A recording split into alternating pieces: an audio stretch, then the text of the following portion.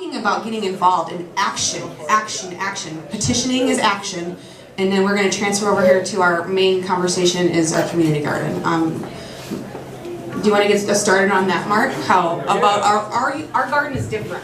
Yeah, our garden is unique in Omaha. It's over in South Omaha, right next to the Lithuanian Bakery, 33rd Ave and R Street. Everything grown in our garden is free. There's no there's no stipulations. We're growing food. We're getting volunteers to pretty much help it. It's all ran by volunteers. Everything's free. No questions asked. Pretty much just to begin with, our lot wasn't vacant.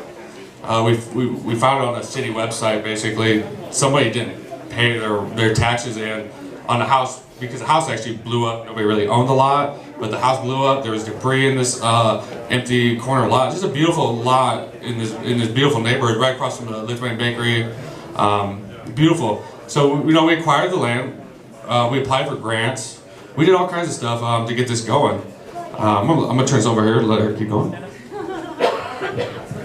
So, like Mark said, we applied for grants. This is really easy. Mark did this as an individual. I met him and I got involved. So he applied for a grant the first year that we were open. Individuals have given us money to build a shed. They've donated the materials. We've spent a lot of our own money too, because it's our love. To start, we invested $1,500 in our community garden. That's not really a lot of money. A lot of sweat equity cleaning up broken glass in this exploded house. But we do it because it's rewarding.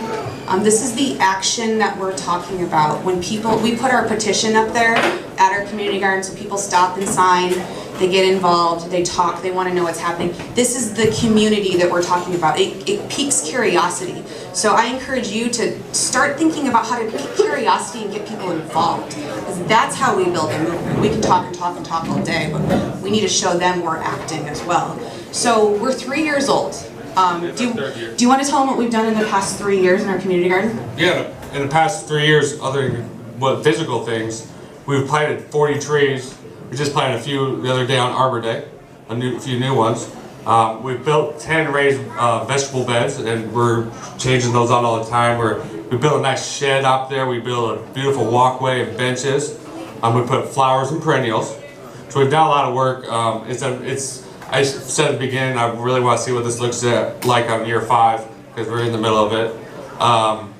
This year, we're growing tomatoes, peppers, cucumbers, lettuce. Lettuce will be done in a couple weeks.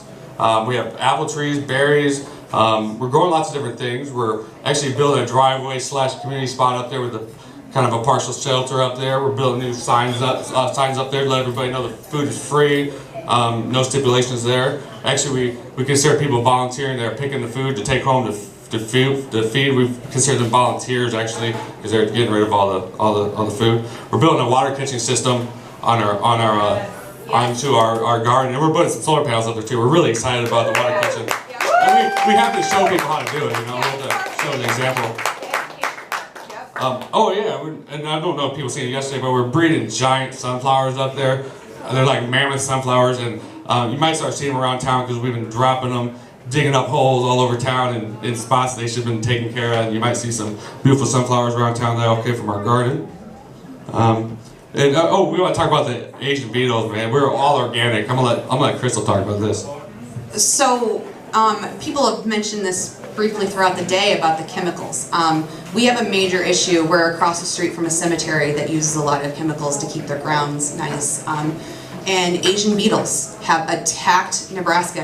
And if you read the history of it, they've moved across the country and they eat everything alive. And so to keep it organic, we're using organic soap, and we are literally like knocking them off our plants. But this is a huge threat, and this is an issue to us being in a food desert. We're in a food desert across many parts of this country, including Nebraska. And growing this food for this community is huge, because we're growing tomatoes and peppers and things that they use on a daily basis that they may not have access to because of financial reasons or transportation. So the bugs are a major issue, and it has to do with Monsanto. It has to do with our poor water quality. It has to do with us not growing hemp. And cutting down trees and having all these tree diseases. So that is a very huge effort. It's tiny, but it's a huge effort in keeping our food alive at our garden. Anything else you want to say about that, Mark? Oh boy, yeah. We're planting crops to go with the problem that we're finding with the bugs eating our plants. So we are growing plants that are not going to be eaten. We're planting pumpkins that are getting dismantled by the bugs. What was it? Corn. We planted a bunch of stuff and just getting dismantled. Yeah. Our first year was kind of disastrous. A lot of our crop went bad because of the bugs, the Asian beetles. So we're very picky with what we choose, and unfortunately that's the world we live in now.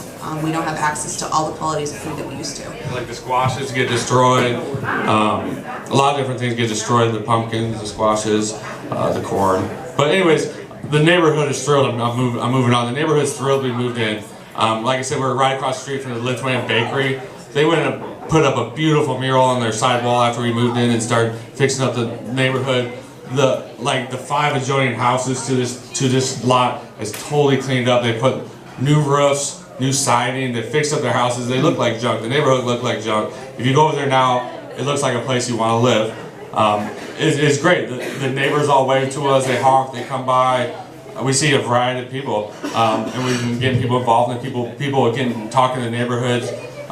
We have an event every year that a lot of people in the neighborhood come by and everybody starts talking. It's awesome, and it's kind of been part of the community there.